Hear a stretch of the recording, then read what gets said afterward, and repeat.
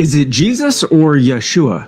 Yes. What do you mean yes? It's both. Well, no, like a lot of people say it's not because the letter J didn't even exist. None of English existed at that time. Okay, that makes sense, but you don't translate names. Correct, we transliterate. What's the difference? Transliterating is just pronouncing a word in a different language. So then how do we transliterate the name Yeshua as Jesus? How? Because it was immediately transliterated in the New Testament as Jesus, and then in Latin as Jesus, and then English as Jesus. So we transliterate based on the Greek and not the Hebrew? Yeah, we do that for Jesus' name. If we did it off the Hebrew, then Yeshua would be Joshua. And what would happen if you translated his name? Then you would get a phrase. Explain. Well, in Hebrew, Yeshua literally means Yahweh's salvation. And Yahweh means I am. So quite literally, Jesus' name is I am salvation. Whoa, it's cool, right? But still, since they called him Yeshua, I feel like we should still call him Yeshua instead of transliterating. But they didn't call him that. Most people at the time most likely spoke Aramaic, which means that they were calling him Yesha. Really? Yeah, and back then they were speaking Hebrew, Greek, and probably most often Aramaic, which means that in his time frame, he had all these different people calling him Yeshua, Yesha, and Jesus, all within his life. And then the apostles, literally writing the New Testament, wrote it as Jesus. So in Spanish, Jesus. In German, Jesus. In Arabic, Esau. In French, that would also be Esau. I thought it was Jesus. It was before the infestation. I mean the invasion. I mean the immigration. Before that, then yeah, it was. Is it Jesus or Yeshua? Yes. What do you mean yes? Good morning, Patriots. How you doing today? This is Mike the Patriot coming to you live from the downtown metropolis of Lamont, Missouri. I'm trying to come to you on all the channels, but for some reason, I can't on my Facebook Patriot Mike Show page. So it is what it is. They won't let me post. I guess I'm in trouble for something. Standard operating procedure when it comes to them, correct? Am I wrong?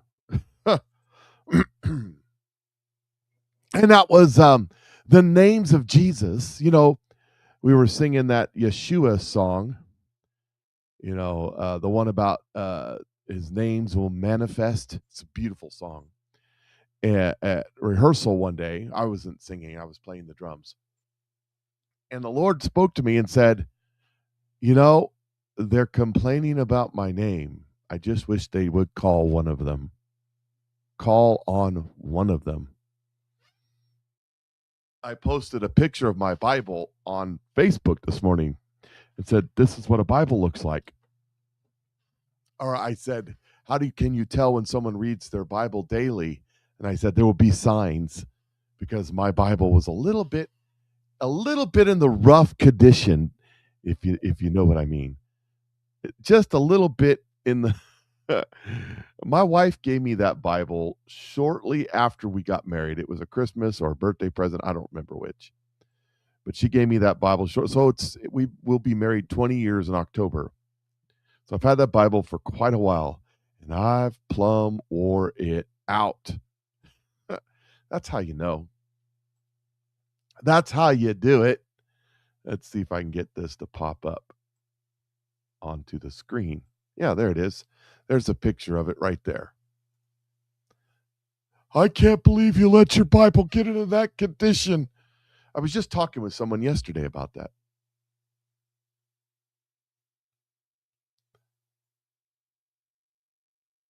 Yeah. I let my Bible get in that condition because I read it. You should try it. You should try it. So, not to be outdone, China is mocking Donald Trump when the religious leaders would lay their hands and pray for Donald Trump, and China is mocking it. It's ridiculous. Just look at this. Pray for your grace and protection over our troops. Father, we just pray you'll continue to give our president.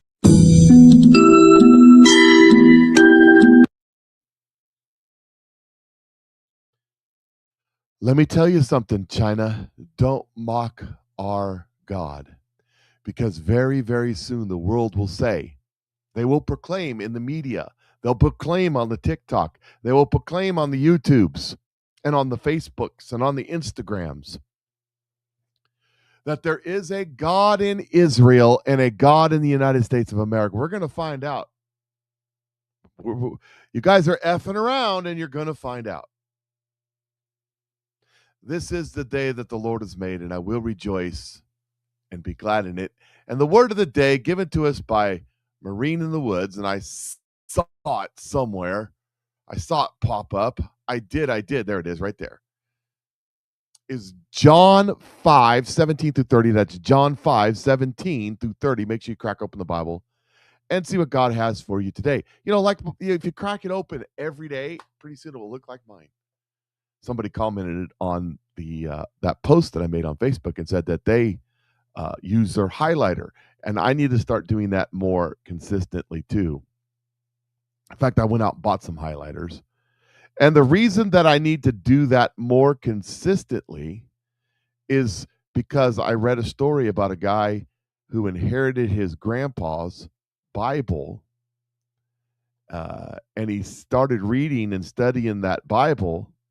I mean, it was just like any other Bible, except it had all of grandpa's notes and the highlights and things that grandpa was going through written in the margins and whatnot. And he said it was like studying the Bible with my grandpa, who had passed away years before. And I thought to myself, that is profound. And I need to do that. And you probably need to do that too. So I was sitting here yesterday after my show, and I felt like my show was just kind of a repeat of information. There was some new stuff in there, like the terror attack that Caroline Levant comes out and says this yesterday. ABC News breaking: the FBI warned police departments in California that Iran wants to retaliate for American attacks by launching offensive drones against the West Coast. She says this post and story should be immediately retracted by ABC News for providing false information to intentionally alarm the American people. They wrote this based on one email that was sent to local law enforcement in California about a single unverified tip. The email then states the tip was based on unverified intelligence, yet ABC News left out this critical fact in their story. Why? To be clear, no such threat from Iran to our homeland exists. It never did. Now, the Tuckers and the Anomalies and all of the Patriot mythology insurgency are taking that post that Caroline Levant and saying that there was ever been a threat to America from Iran. Again, I was in the dum-dum classes in high school, and I have dyslexia. And I learned, when I joined the Army, I read and wrote at the 3rd grade level, which was minimum to get into the Army. And I can clearly understand, she's clearly talking about this one clear statement by ABC News and about a drone attack on the West Coast. Clearly.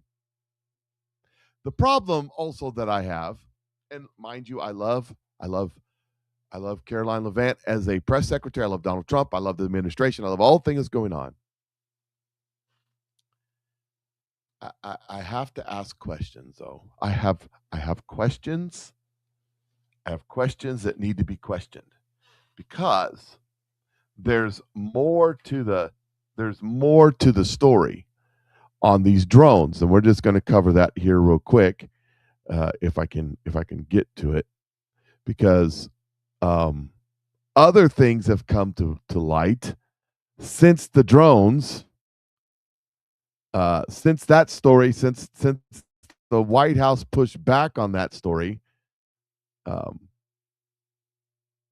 Let's see if I can find the post.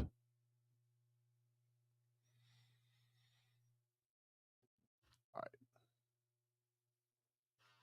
I haven't gone far enough. I wasn't planning on, again, you know me, had it all planned out which way I was going to go, and this was not the way I was going, but that's okay. Here it is right here. Here it is right here. Homeland Security reporting. 4 drones stolen for Fort Campbell. Army offering reward for information on the theft. What? Huh?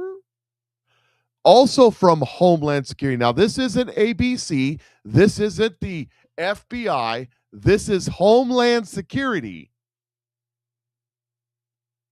Alert. High signs point to imminent Iranian terror attack on California. Stay vigilant. Now, we got a little bit of a message going on. Somebody, hey, White House, get your team together and let's have a message. And then, of course, all that's happening. In the midst of all that happening, there's this Fort Campbell, Kentucky thing. Glenn Beck talked about it yesterday. And I'm like, what? Wait a second. Wait a cotton picking second. What are you talking about? Here's a story. This happened in November. And it's not made national news. No one's talking about it. This hour, there is a $5,000 reward to figure out who stole several drones from Fort Campbell. The Army's Criminal Investigation Division shared photos of these 2 men. They illegally went into a building at the Army base last November and took 4 drones. They left in 2 different vehicles, a light-colored sedan and a dark-colored pickup truck. If you recognize either vehicle or the suspects, you should contact Fort Campbell. Okay. Mr. President, about 90% of my personal philosophy is that just kicked over on its own, by the way. Someone, unless they're trying to hurt you, don't take other people's stuff and leave me alone. I agree with that, but we're not going to get into that right now. I don't know why I don't know where that even came from. It just kicked over as that other video ended. Let me stop that. Okay, let's get back to the stories.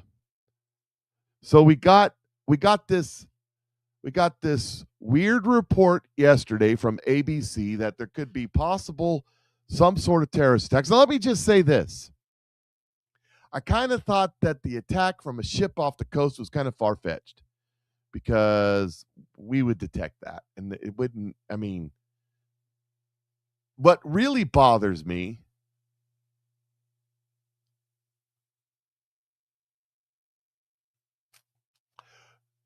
is as we watch what happened in